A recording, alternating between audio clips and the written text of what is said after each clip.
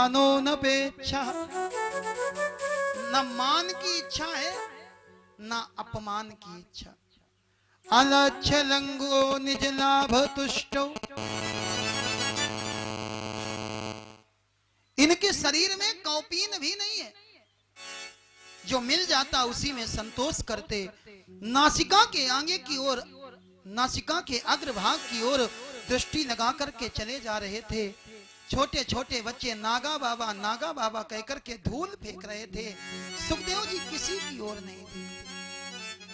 इनकी अवस्था कितनी है?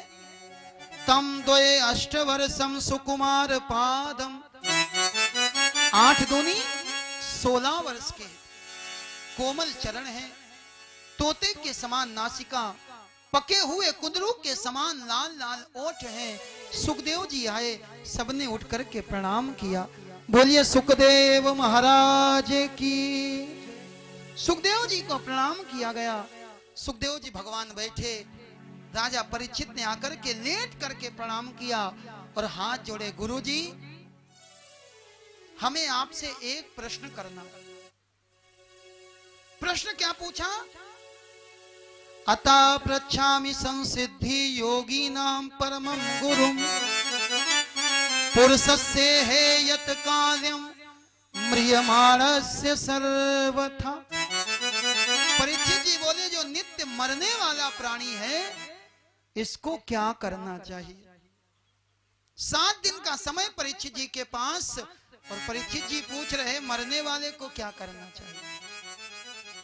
यहां पर प्रथम स्कंद का विश्राम, द्वितीय स्कंद की कथा प्रारंभ होती है। सुखदेव जी ने कहा, राजन तुम्हारा प्रश्न बहुत उत्तम है, क्योंकि तुम्हारा प्रश्न केवल तुम्हारा कल्याण नहीं करेगा, कृतो लोक हितो नृपा, तुम्हारे प्रश्न से सारे संसार का कल्याण होने वाला। सुखदेव जी कहते, मरने वाले को परीक्षित की तरह भागवत सुननी चाहिए। आपको अगर जीना सीखना हो, कैसे जिया जाए, अगर जीना सीखना हो तो राम कथा, रामचरितमानस को सुनो। हम कैसे जिए, भाई को भाई के साथ कैसे रहना चाहिए, सास और बहू में क्या संबंध होना चाहिए। अगर जीना सीखना हो तो रामचरितमानस की, राम जी की कथा सुनो। तो अगर मरना सीखना हो तो फिर भागवत की कथा सुननी पड़ेगी। भागवत मरना सिखाती है। और एक बार जीवन जीना ना सीख पाओ तो कोई बात नहीं। आर्ट ऑफ लिविंग, जीवन जीने की कला। मेरे भाई, वैसे जीवन जीने की कला आनी चाहिए, लेकिन अगर ना सीख पाओ तो कोई चिंता की बात नहीं। आप कहोगे क्यों? अगर आज हमसे गलती हो जाए तो कल हम गलती सुधार सकते हैं। जीवन में रोज सवेरा होता है और रोज हमें नया मौका मिलता है, लेकिन मरने का मौका बार बार नहीं मिलता। आप एक बार मर जाओ और मरने के बाद सोचो हम ठीक से मर नहीं पाए, एक काम करें, हे यमराज जी हमारे जीवन की सारी कमाई ले लो और हमको एक क्षण का मौका दे दो, हम ठीक से मरना चाहते हैं। क्या मौका मिलेगा? नहीं मिलेगा। मरने का मौका बार बार नहीं आता। हम मरे कैसे? हमारा मरना ऐसा होना चाहिए कि हमारी मृत्यु भी मंगलमय हो जाए। हमारा मरना ऐसा होना चाहिए जब हम मरे तो हमारे जीवन में पूर्ण शांति का अनुभव हो। आपने पूजन देखे होंगे, जब भी पंडित जी लोग पूजन कराते, पूजन कराने के बाद अंत में सारे मंत्र पढ़ने के बाद क्या कहते? ओम शांति शांति शांति। मतलब क्या है? मतलब है चाहे जितना आनंद में रहो, लेकिन जब अंत समय आए तो जीवन में शांति होनी चाहिए। मरना मेरे भाई सीखना पड़ेगा, और ये एक दिन में नहीं आता, इसके लिए अभ्यास करना पड़ता। और ये भागवत की कथा हमें मरना सिखाती है। सुखदेव जी बोले मरने वाले प्राणी को भागवत सुननी चाहिए। भागवत सुनने का ढंग बताया गया। कामना के अनुसार देवता बताए गए। जिस कामना को प्राप्त करना हो उसी कामना के अनुसार देवता की पूजा करो। जिसको आयु की प्राप्ति करनी हो उसे अश्विनी कुमारों की पूजा करनी चाहिए। जिसको संतान की प्राप्ति करनी हो उसको प्रजापति की पूजा करनी चाहिए। जिसको स्वर्ग जाने की कामना हो उसको देवताओं की पूजा करनी चाहिए। और जिसको पत्नी प्राप्त करना हो उसको उर्वशी अप्सरा का ध्यान करना चाहिए। कामना के अनुसार देवताओं का वर्णन श्रीमद् भागवत में आया। अंत में यह दिखा गया जिसको सब कुछ चाहिए अथवा जिसको कुछ भी नहीं चाहिए, जो सकाम है और जो निष्काम है, ऐसे प्राणियों को केवल परम पुरुष नारायण का ही ध्यान करना चाहिए। भागवत के 10 लक्षण बताए गए। यहां पर द्वितीय स्कंद विश्राम, तृतीय स्कंद की कथा आती है। तृतीय स्कंद के अंतर्गत उद्धव और विदुर जी की भेंट हुई। ये वही विदुर जी महाराज हैं जिनके यहां जाकर के भगवान ने छिलके खाए। विदुर जी कौरवों की सभा में थे। जिस समय दुर्योधन पांडवों का राज्य हड़प करने के बाद वापस नहीं करना चाहता, समझाया गया, दुर्योधन मान नहीं रहा। विदुर ने कहा धृतराष्ट्र अंधे हो क्या? धृतराष्ट्र बोले हम तो जन्म से अंधे। विदुर बोले भैया ये आंखों का अंधा होना तो एक बार चल जाएगा, लेकिन लगता है तुम बुद्धि से अंधे हो गए। तुम्हारा बेटा दुर्योधन पाप कर रहा और तुम उसको टोकते नहीं हो। विदुर जी बोले हमें तुम्हारे साथ नहीं रहना। और विदुर जी कौरवों को छोड़ करके जाने लगे।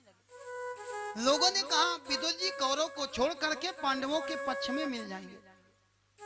विदुर जी ने कहा माफ करना, मैं पक्ष को छोड़ करके विपक्ष में नहीं जाऊंगा, मैं निष्पक्ष हो जाऊंगा। आज विदुर जी महाराज गए, धनुष और बाण को ले जा करके विदुर जी महाराज ने राजसभा के दरवाजे पर रख दिया। विदुरानी को लिया और गंगा किनारे जाकर के भगवान का भजन करने लगे। धीरे धीरे धीरे धीरे समय बीता। 12 वर्ष पूर्ण हो गए। गंगा के किनारे विदुर विदुरानी भगवान का भजन करते हैं। आज विदुर जी को पता लगा कि कन्हैया जी शांति संदेश लेकर के दुर्योधन को समझाने के लिए हस्तिनापुर आ रहे।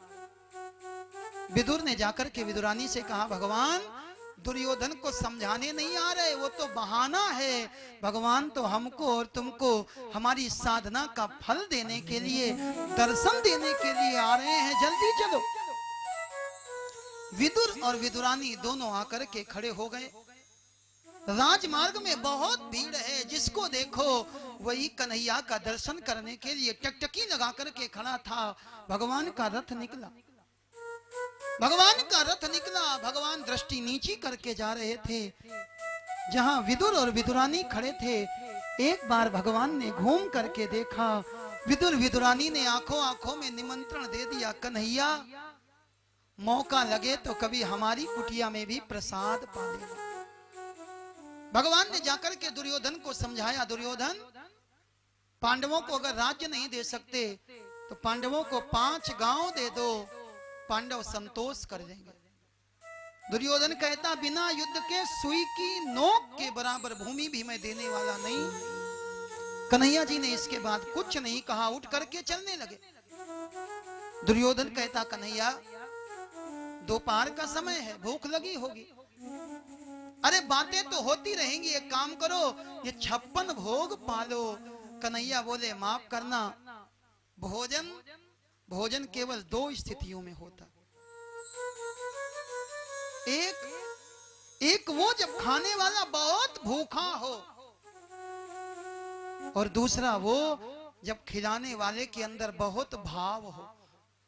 भगवान बोले मैं बहुत भूखा नहीं हूं और तुम्हारे अंदर हमको भाव दिखाई नहीं पड़ता, हम ये 56 भोग नहीं खाएंगे। दुर्योधन ने पूछा दोपहर का समय कहीं तो खाओगे? कन्हैया बोले आज विदुर के यहाँ हमारा निमंत्रण है। और भगवान पहुंच गए विदुर की कुटिया में। आप विचार करो, गंगा का किनारा, विदुर जी महाराज घर में है नहीं। विदुरानी अकेले बैठी भगवान का ध्यान कर रही थी। भगवान ने जाकर के दरवाजा खटखटाया। बहुत देर तक विदुरानी ध्यान में बैठी रही। अचानक ध्यान टूटा। अरे कोई दरवाजे पर है। जाकर के दरवाजा खोला, गोविंद को देखा तो विदुरानी प्रेम में पागल हो गई। हाथ को पकड़ा है, खींच करके अंदर लाई। अंदर लाने के बाद देखने लगी भगवान को कहां बैठा ले। एक चौकी दिखाई पड़ी, चौकी को उठाया और उठा करके कन्हैया के लिए डालने लगी। प्रेम में इतना पागल है कि चौकी को उल्टी करके डाल दिया। बैठने वाली जगह नीचे और 4 पावा ऊपर। भगवान ने एक बार नहीं कहा कि पागल हो। भगवान ने उन्हीं पावों को हाथ से पकड़ा और भगवान उल्टी चौकी में बैठ गए। विदुरानी भगवान का मुख देख रही है, मुख से एक भी शब्द नहीं निकल रहा। कन्हैया बोले, काकी देखती ही रहोगी कि कुछ खिलाओगी भी? अब तो विदुरानी के मन में लगा, हम स्वयं मांग करके भोजन करते, हम कन्हैया को क्या खिला। याद आया, हमने जो केले का पेड़ लगाया था, उस केले के पेड़ में केले निकल आए। विदुरानी ने पूछ लिया, कन्हैया केला खाओगे? कन्हैया बोले, काकी जो खिलाओगी वही खाएंगे। विदुरानी गई और विदुरानी जाकर के केले के पेड़ से केले तोड़ करके लाई, कन्हैया के आगे रख दिया। कन्हैया ने केले को लिया, केले को छील करके खाना चाहते थे। विदुरानी ने हाथ पकड़ लिया। विदुरानी बोली, कन्हैया अपने हाथ से तो रोज खाते हो, आज हम खिलाएंगे। प्रेम में पागल विदुरानी कन्हैया को देखती जा रही हैं और कन्हैया को देखते देखते छिलके को छीला। प्रेम में इतना पागल है, केले को उठा करके फेंक दिया और छिलका भगवान के हाथ में दे दिया। मेरे भगवान छिलके खाने लगे। कदली कदली दूध गिरायो, छिलके का प्रभु जी को भोग लगायो। छिलका भगवान के हाथ में। भगवान उनसे ज्यादा पागल, भगवान छिलके खाने लगे। केले को चारों ओर फेंका हुआ जा रहा है, छिलकों का भोग भगवान लगा रहे थे। इतने में विदुर जी महाराज आ गए। विदुर जी महाराज ने आकर के देखा, चारों ओर केले फैले हैं और कन्हैया छिलके खा रहे हैं। इतने माही विदुर जी आयो, विदुरानी पर बहुत रिसायो। पागल हो गई हो? पहली बार कन्हैया अपनी कुटिया में आया और तुम उसको छिलके खिला रही हो। छिलके को छीन लिया और विदुर जी बाजार से पेड़े लेकर के आए थे, भगवान के हाथ में दे दिया, खाओ। भगवान पेड़े खाने लगे। भगवान आपके हैं, जो खिलाओगे वही खाएंगे। विदुर जी ने पेड़े खिलाए और फिर पूछ रहे, कन्हैया स्वाद तो आ रहा है ना, शक्कर तो ठीक है? कन्हैया बोले, काका सही सही बताएं कि झूठ बोल दे? विदुर जी बोले, नहीं कन्हैया सही सही बताओ। कन्हैया जी ने कहा, काका जब हमने दशरथ जी के यहां जन्म लिया था, दशरथ घर जन्म लियो, व्यंजन बहु खाए काका, स्वाद नहीं आयो, जितना छिलकन माही आयो। कन्हैया जी बोले, हम जब यशोदा के यहाँ रहे, यशोदा घर जन्म लियो, माखन बहु खायो काका, लेकिन स्वाद नहीं आयो, जितना छिलकन माही आयो है। कन्हैया जी कहते, सुनहु विदुर हम भाव के भूखे, सुनहु विदुर हम भाव के भूखे, सुनहु विदुर हम भाव के भूखे, भाव बिना सब व्यंजन दुखे, भाव बिना सब व्यंजन रूखे। और जितना स्वाद छिलकों में मिला, भगवान बोले आज के पहले ऐसा स्वाद नहीं आवना, ऐसा स्वाद नहीं आवना।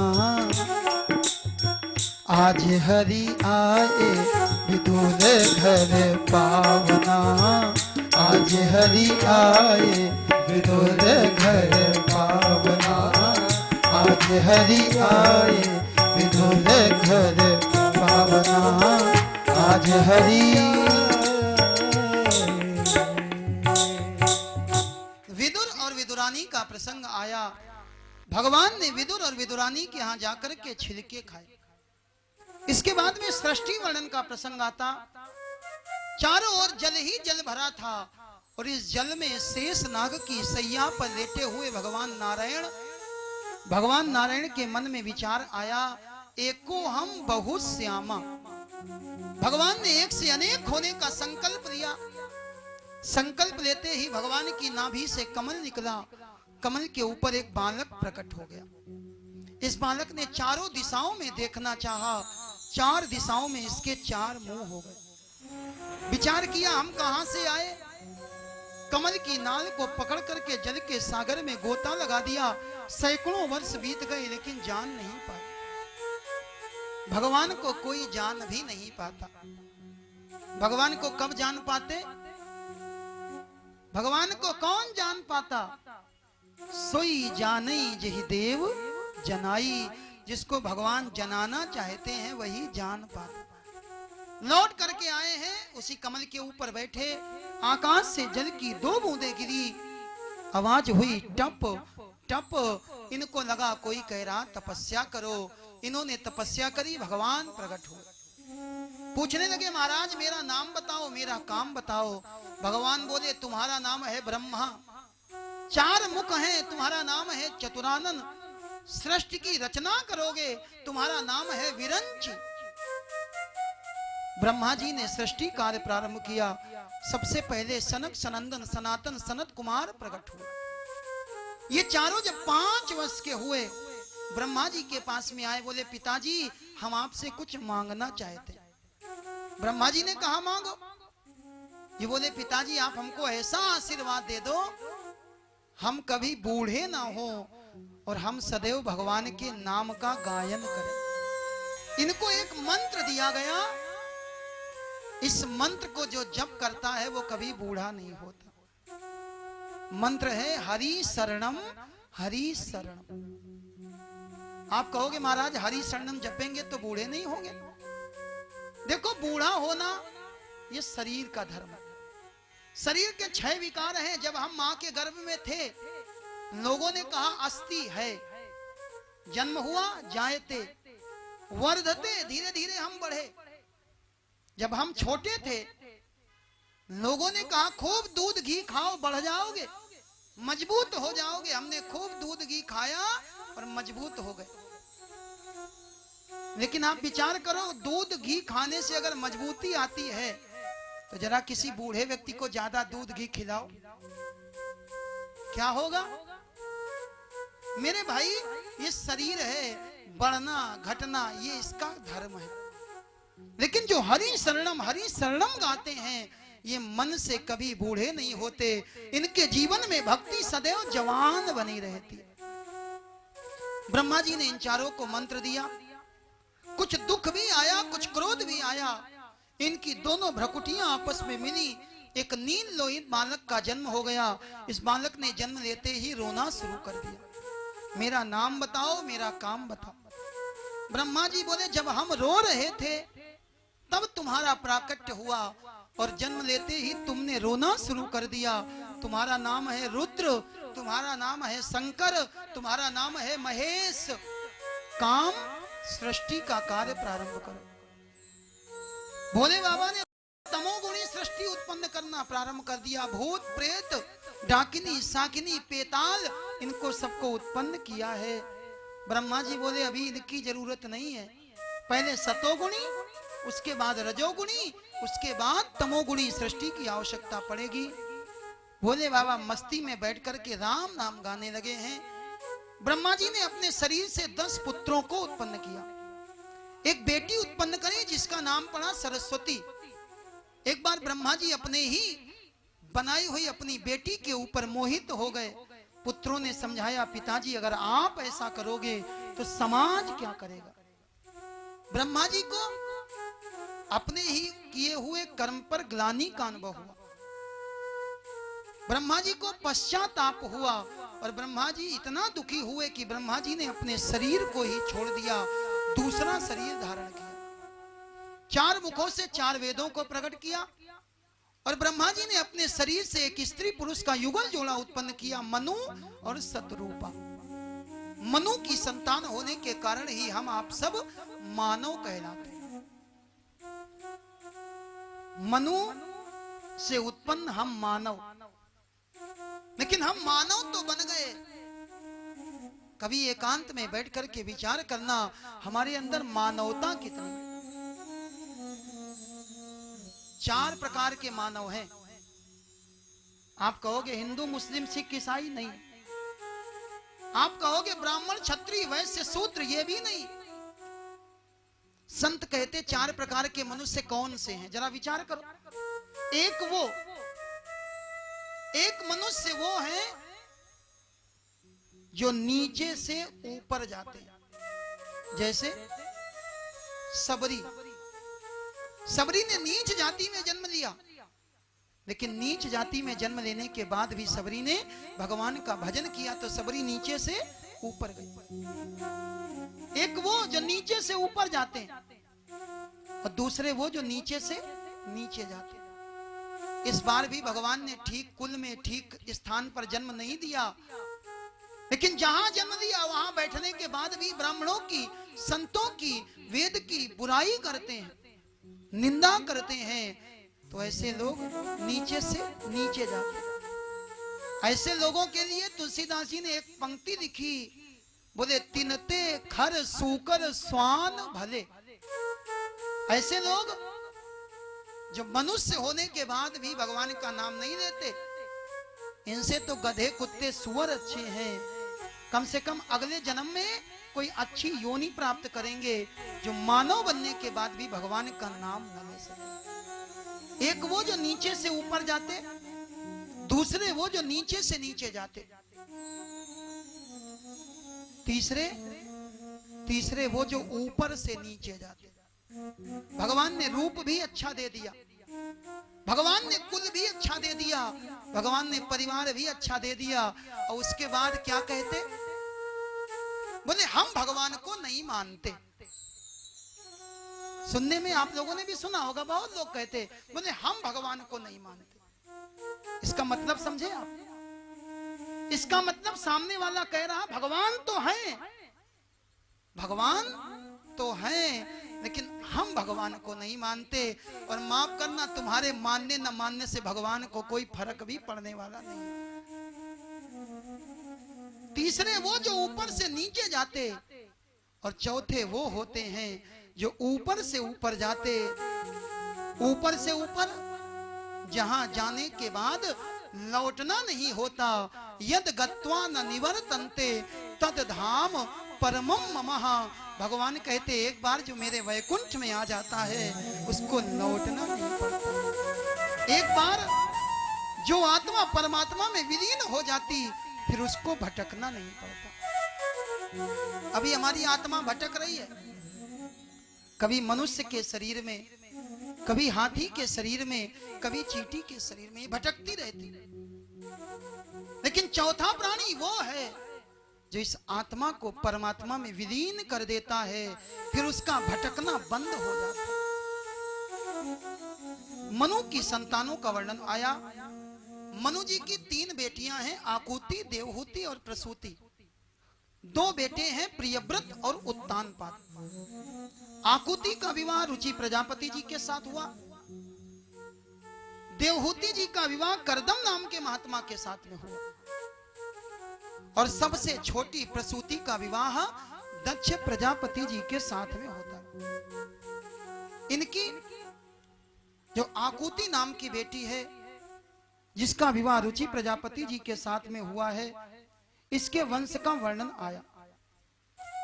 इनके यहाँ कन्याओं का जन्म हुआ है और कन्या के रूप में और पुत्र के रूप में भगवान लक्ष्मी नारायण का प्रादुर्भाव हुआ। इनके यहाँ साक्षात भगवान पधारे हैं। आकुति का और रुचि प्रजापति जी के दाम्पत्य जीवन का वर्णन आया। देवहूति का विवाह करदम नाम के महात्मा के साथ में हुआ। इनके यहाँ 9 कन्याएं उत्पन्न हो गई। इनके 9 बेटियां, आज एक बेटी हो जाए तो बड़ी चिंता होती, और महाराज के घर में 9 कन्याओं का जन्म हो गया। ये 9 बेटियां हैं कौन? तो संत कहते ये 9 बेटियां नवधा भक्ति हैं। इनके यहाँ 9 कन्याओं के रूप में नवधा भक्ति आई, और उसके बाद में 10वीं संतान के रूप में, पुत्र के रूप में साक्षात कपिल देव भगवान आए।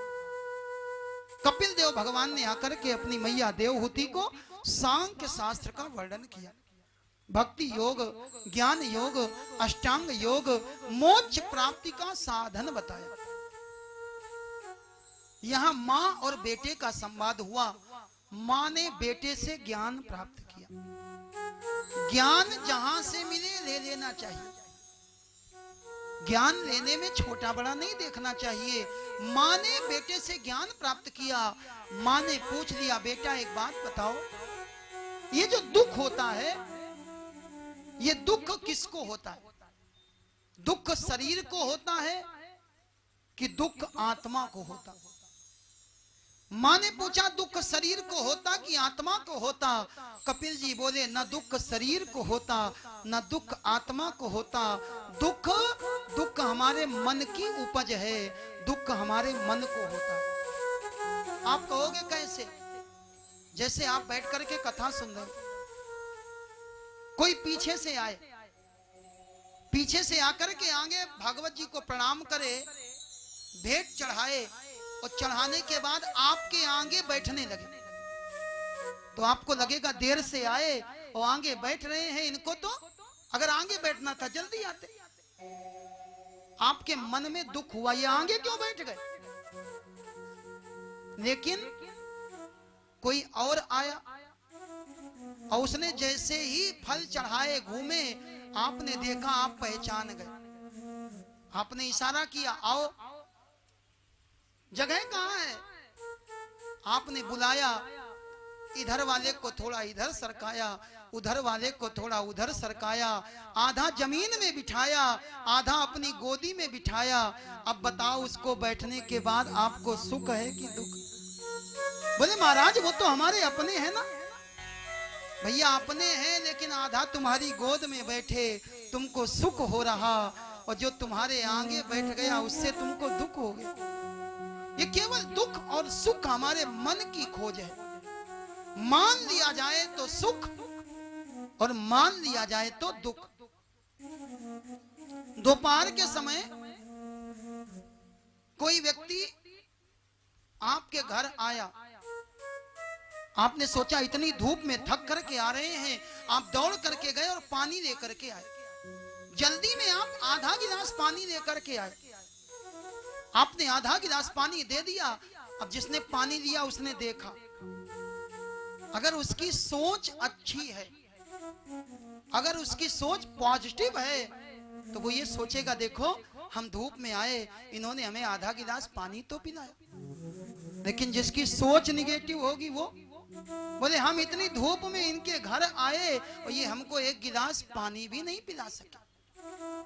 मेरे भाई माफ करना, ये सुख और ये दुख, कपिल जी कहते माँ ये सब मन की खोज है। माँ ने आज पूछा, ये जीव पृथ्वी पर कैसे आता? कपिल जी बोले जीव अपने कर्मों के कारण मां के गर्भ में आता है। जिस घर में जन्म लेना होता है उस अनुसार मां के गर्भ में आता है। मां के गर्भ में पड़ा हुआ जीव मां के द्वारा खाए गए भोजन से ही अपने शरीर को पुष्ट करता है। मां के गर्भ में पड़ा हुआ जीव छोटे छोटे कीड़े जब इस बालक के शरीर को काटते हैं, बालक को बहुत पीड़ा होती है। मां के गर्भ में पड़ा हुआ जीव भगवान को याद करता है, हे भगवान एक बार इस गर्भ से बाहर निकाल दो, दोबारा ऐसा कर्म करेंगे कि इस गर्भ में ना आना पड़े।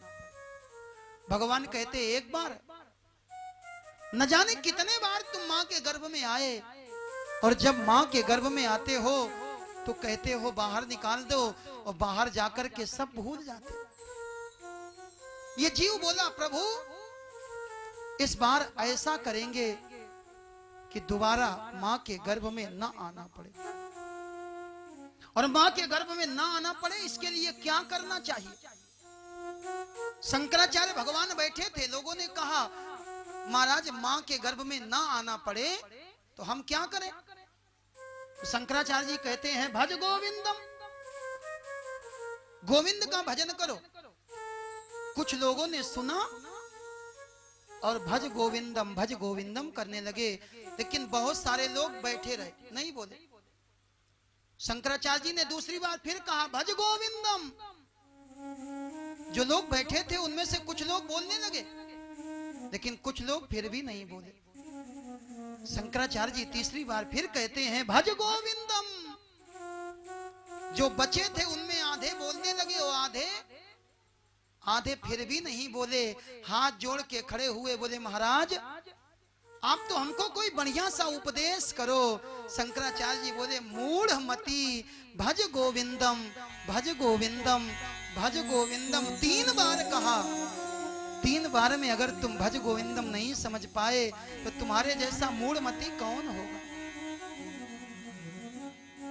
भज गोविंदम भज गोविंदम भज गोविंदम मूढ़ मती। क्यों?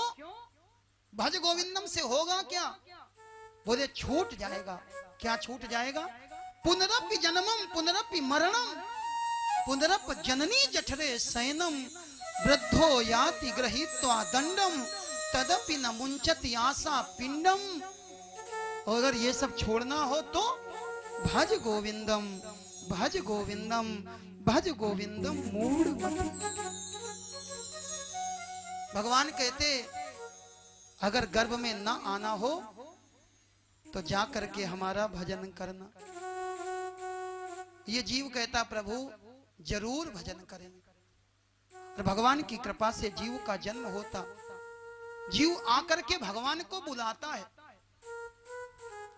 जिस समय बच्चा जन्म लेता है बच्चा रोता है, और छोटा बच्चा जो जन्म लेकर के आया हो रोए तो आप सुनना, आवाज आती है क्वाहा क्वाहा, मानो वो बच्चा कहता है अभी तक तो हमें जगदीश का दर्शन हो रहा था, इस जगत में हम कहां से आ गए। अभी तक तो हमें कोई और दिख रहा था, अब हमें कोई और दिखने लगे। भगवान को बुलाते तो हैं लेकिन जीव कहता है कमी रह जाती। और ये कमी किसकी होती? ये कमी भगवान की नहीं होती, ये कमी हमारी होती है। कई जन्मों से, एक नहीं अनेक जन्मों से, कई जन्मों से बुला रहा हूँ, कई जन्मों से बुला रहा हूँ, कोई तो रिश्ता जरूर होगा, कोई तो रिश्ता जरूर होगा, नजर से नजरें मिला न पाया, नजर से नजरें मिला न पाया, मेरी नजर का कसूर होगा, मेरी नजर का कसूर होगा, कई जन्मों से बुला रहा हूँ, कई जन्मों से बुला रहा हूँ, कोई तो रिश्ता जरूर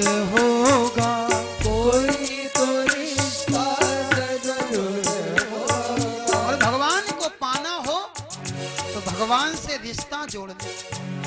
भगवान को कुछ भी बना लो, भगवान बनने को तैयार है। तुम ही तो मेरे माता पिता हो, तुम ही तो मेरे माता पिता हो, तुम ही तो मेरे बंधु सखा हो, तुम ही तो मेरे बंधु सखा हो। इतने रिश्ते तुम संग जोड़े, इतने रिश्ते तुम संग जोड़े, कोई तो रिश्ता जरूर होगा, कोई तो रिश्ता जरूर होगा। नजर से नजरें मिला न पाया, नजर से नजरें मिला न पाया, मेरी नजर का कसूर होगा, मेरी नजर का कसूर होगा। और ये जीव कहता प्रभु हम तो आपको पाना चाहते हैं और आपको पाने के लिए आपको खोज रहे हैं। जीव भगवान को खोज रहा है, पर माफ करना, खोजने से भगवान कभी नहीं मिलेंगे, क्योंकि खोजा उसको जाता है जो खो जाता है। भगवान खोए हुए नहीं हैं, भगवान को खोजने की जरूरत नहीं, भगवान में खो जाने की जरूरत है। और जिस दिन भगवान में खो जाओगे, भगवान सामने खड़े हो जाएंगे। कभी तो ढूंढा श्री अवध में, कभी तो ढूंढा श्री अवध में, कभी तो ढूंढा श्री अवध में, कभी तो ढूंढा श्री अवध में, कभी तो ढूंढा वृंदावन में, कभी तो ढूंढा वृंदावन में। और अब हम करेंगे क्या? अब हम भगवान में डूबेंगे, और भगवान में डूबना हो तो भगवान की कथा में डूबना पड़ेगा। कथा में तेरी हम आ गए हैं, कथा में तेरी हम आ गए हैं, कथा में तेरी हम आ गए हैं, कथा में तेरी हम आ गए हैं। तरस दिखाना जरूर होगा, दर्श दिखाना जरूर होगा, अब तो आना जरूर होगा, अब तो आना जरूर होगा। अब तो आना। भोले बाबा ने देखा तो प्रणाम कर लिया। जय सच्चिदानंद जग पावन, अस कही चले मनोज नसावन। भोले बाबा ने प्रणाम किया। सती जी ने देख लिया। सती जी विचार करने लगी, ये भोले बाबा हैं, और भोले बाबा को सुर नर मुनि सब नावही माथा।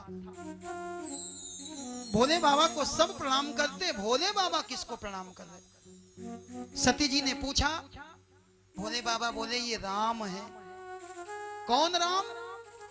जिनकी कथा कुंभज ऋषि ने गाई। अगर सती जी ने कथा सुनी होती तो भगवान को पहचान जाती, नहीं पहचानी। भोले बाबा ने बहुत समझाया, सती जी की समझ में नहीं आया। भोले बाबा कहते, देवी एक काम करो, जैसे समझ में आए वैसे समझो। सती जी परीक्षा लेने के लिए सीता का रूप बना करके गई। राम जी ने अपनी माया का दर्शन कराया। सीता जी के रूप में जब सती मैया गई, राम जी ने हाथ जोड़े, राम जी पहचान गए। कहो बहोरी कहाँ वृष के तू, विपिन अकेले फिरई के हेतु। देवी आप अकेले, भोले बाबा कहाँ? अब तो सती मैया पानी पानी हो गई, लौट करके जाना चाहती। भगवान की माया जहां चित वहीं तहां प्रभु आसीना। जहां देखती हैं वहीं सीता राम लक्ष्मण का दर्शन हुआ। आंख बंद करके रास्ते में बैठ गई। भगवान ने माया दूर करी, भोले बाबा के पास में पहुंच गई। भोले बाबा ने पूछा, परीक्षा ले आई? सती जी ने झूठ बोल दिया। कछु न परीक्षा लीन गोसाई, कीन प्रणाम तुम्हारी ही नाई। भोले बाबा विचार करने लगे, अगर इनको प्रणाम करना होता तो पहले कर लेते। तब शंकर देख्यो धरि ध्याना, सती जो कीन चरित सब जाना। भोले बाबा सब जान गए हैं। भोले बाबा ने संकल्प ले लिया, यही तन सती ही भेंट मोहि नाही, शिव संकल्प कीन मन माही। भोले बाबा ने आज सती को उनके किए हुए कर्म का दंड दिया। सती जी ने बहुत गलतियां करी। सती जी की पहली गलती, सती जी ने कथावाचक व्यास के ऊपर संदेह किया। सती जी की दूसरी गलती, सती जी ने कथा में मन नहीं लगाया। सती की तीसरी गलती, सती ने अपनी पति की बात नहीं मानी। और चौथी गलती, सती ने अपने पति से झूठ बोल दिया। भोले बाबा ने इनका मन से त्याग किया, साथ में लेकर के आए और भोले बाबा कैलाश पर्वत पर आकर के बैठे। भोले बाबा भगवान राम का दर्शन करके आए। कथा का फल है भगवान का दर्शन, लेकिन भगवान के दर्शन प्राप्त हो जाएं, इसका क्या प्रमाण है? कोई ये कहे हमको भगवान के दर्शन हो गए, इसका प्रमाण क्या? भगवान कहते हैं मेरे दर्शन का प्रमाण है, मम दर्शन फल परम अनूपा, जीव पाव निज सहज स्वरूपा।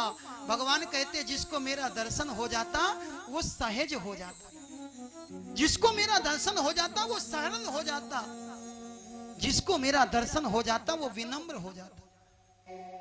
भोले बाबा लौट करके आए। भोले बाबा ने कुछ किया नहीं है। भोले बाबा ने केवल अपने उसी सहज स्वरूप का ध्यान किया। शंकर सहज स्वरूप संहारा। भोले बाबा ने लगाया नहीं है। लागी समाधि अखंड अपारा।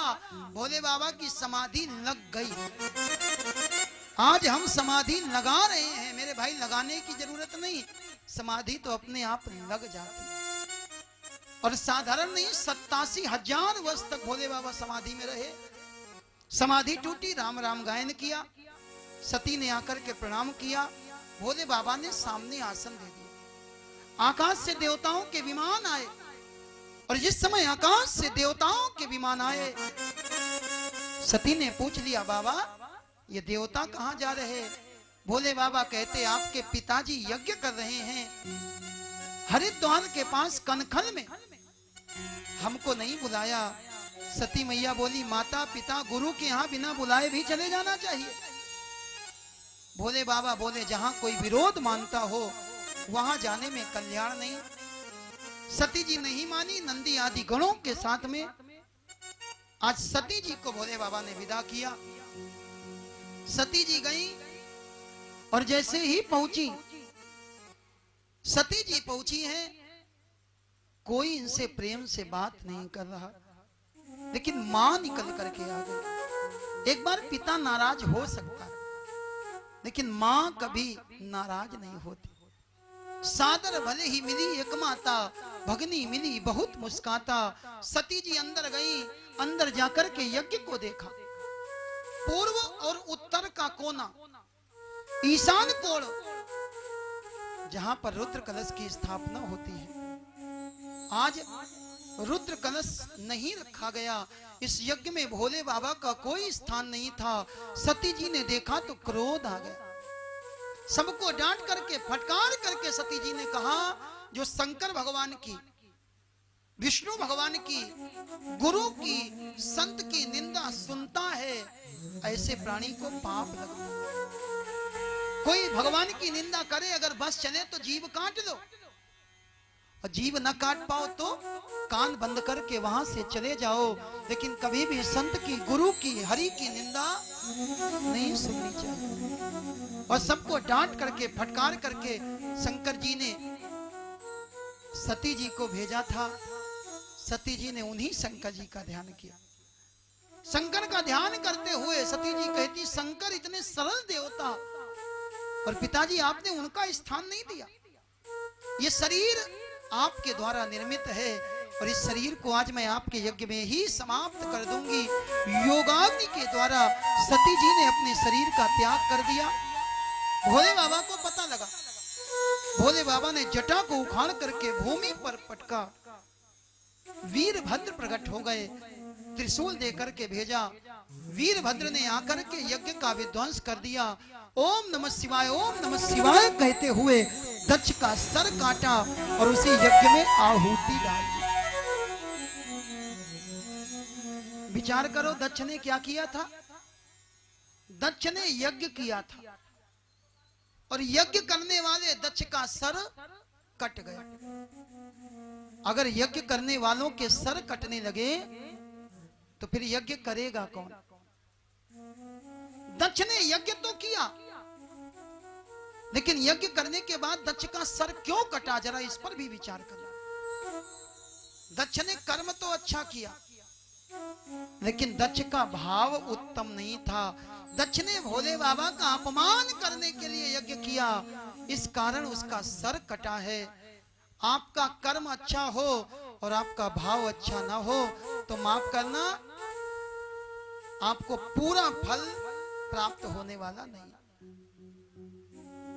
फसल बोने के लिए बीज भी अच्छा होना चाहिए और मिट्टी भी अच्छी होनी चाहिए। मिट्टी खराब हो और आप बीज बो दोगे तो पेड़ नहीं निकलेगा। दक्ष का यज्ञ विध्वंस हुआ। देवताओं ने जाकर के भगवान से प्रार्थना करी, हे प्रभु, यज्ञ को नारायण का स्वरूप बताया गया, क्या ये यज्ञ अधूरा रह जाएगा? भोले बाबा ने दक्ष के धड़ पर बकरे का सर रखा। यज्ञ पूरा हुआ। सती जी ने मरते समय वरदान मांगा था, हर जन्म में हमारे पिताजी भले ही बदल जाएं, लेकिन हमारे पति देवता नहीं बदलने चाहिए। दूसरे जन्म में हिमालय के यहाँ पार्वती के रूप में इनका जन्म हुआ। शिव जी को पाने के लिए इन्होंने घोर तपस्या करी। सप्त ऋषियों ने आकर के इनकी परीक्षा ली। भोले बाबा को जाकर के बताया। भोले बाबा विवाह करने के लिए तैयार हुए हैं। आज हिमाचल के पास में समाचार पहुंचा, लग्न पत्रिका आई और भोले बाबा की बारात की तैयारियां होने लगी। बारात की तैयारी भोले बाबा की हो रही है।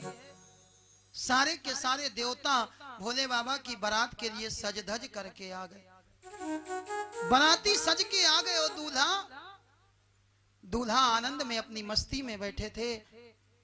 भोले बाबा को देखा, लोगों ने कहा, भैया भोले बाबा को तैयार करो, बारात में चलना है।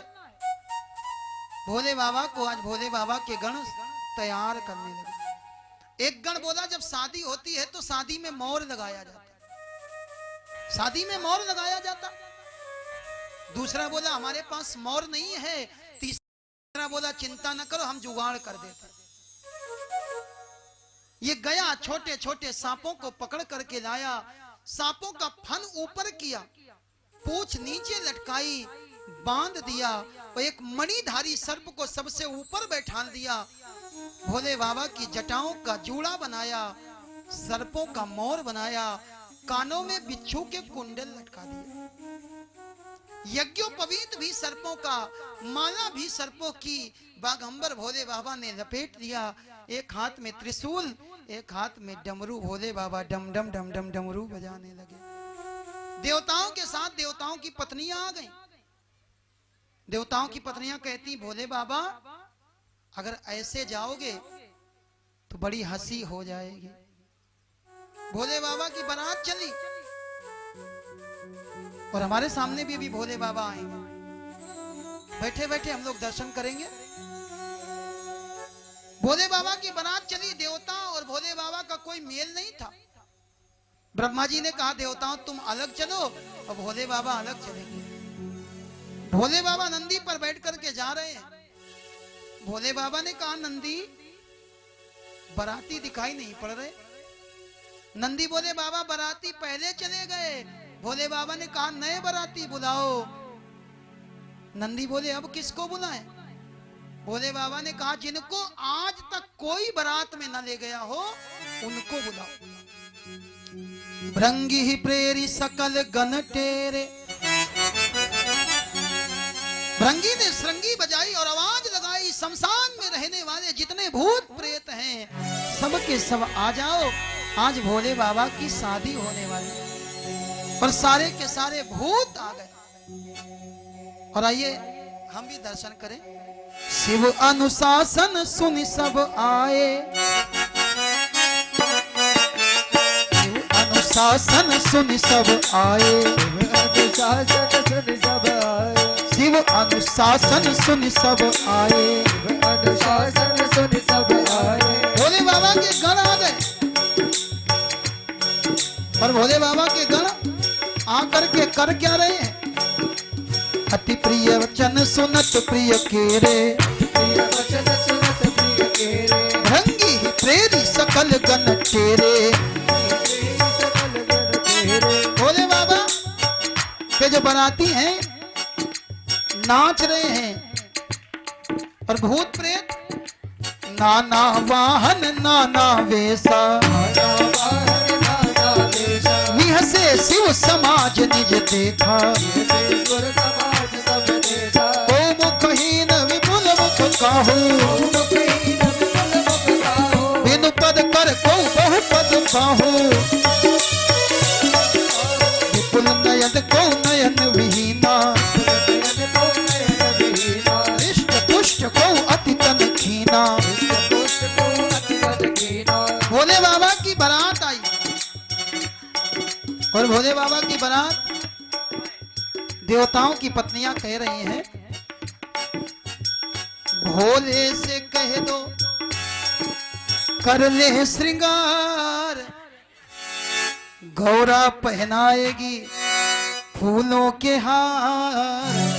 और हमारे बीच में पार्वती जी गौरा महारानी भी पधार रही हैं। गौरा जी की सखियां आज भोले बाबा से कहने क्या लगी, भोले से कह दो कर ले श्रृंगार, गौरा पहनाएगी फूलों के हार। गौरा तो दीवानी है मेरे शंकर की, गौरा तो दीवानी